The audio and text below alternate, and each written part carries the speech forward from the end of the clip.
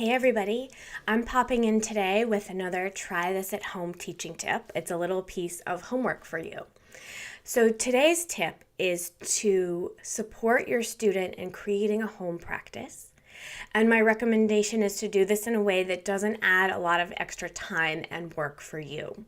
I have a really expansive podcast all about this episode, so I'll link that below. But here's the quick version and the quick recommendation.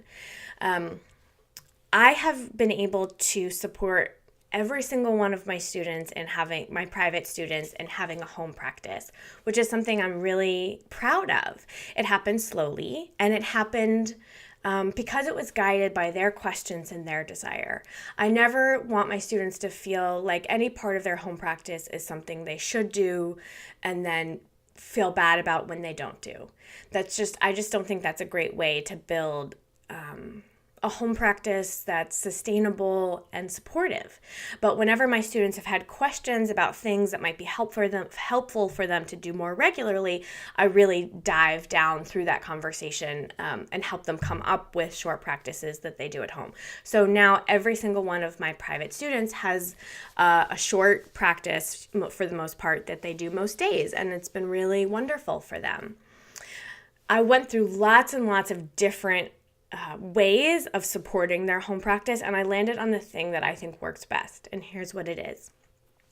When a student has a sequence that they like a movement sequence, or a guided meditation that they like, or a breathing practice that they like, they'll say, oh, I really like that.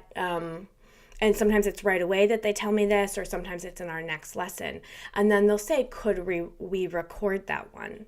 And then we'll repeat the sequence, and I take their phone, I open up the voice memo app, I hit record, and then I just teach them either the same or a very similar sequence and record it directly onto their voice memo app in their phone, hit save, and title it appropriately so they know how to find it. And it doesn't take any extra time outside of our session. And I also like it because I'm there with them teaching. So I'm not just giving cues from memory, but I'm really engaged with them as they're practicing and recording that. So that when they practice with that recording later, it's really specifically created for and tailored to them, not just the sequence, but the specific cues as well. So many of my students have probably upwards of 30 of these short recordings that we've done throughout our time together.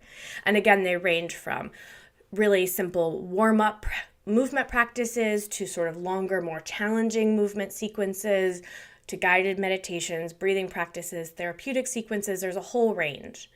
And so then they, depending on what's going on in their day, in their body, in their life, can kind of search through the list of 20 or 30 short practices that we've recorded and put together a longer practice if they have time, or they just, pick the one that they need and they do that. So I've really loved doing that with my students. It's been really supportive for them, and it takes literally no extra time or work from me. So again, what will happen is sometimes it happens right in the session, and they'll say, oh, I love that. That felt so good.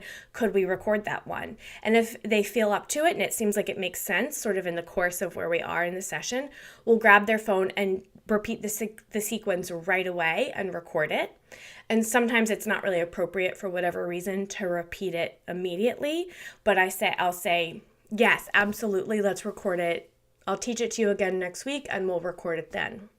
And so over time, people have this collection of different practices that are perfect for them and are sort of interchangeable and can be combined or not and done on their own. And so that's my recommendation for you. If you're wanting to support your students in having a little bit more of a regular home practice, you could suggest recording little portions of your class. Maybe it's the opening grounding practice. Maybe it's a guided shavasana. Whatever they love and they need, suggest recording that right on their phone, right in the session. Let me know how that goes. Let me know what questions you have. Again, the full podcast episode about this will be linked below, and I can't wait to hear how it goes for you. Bye for now.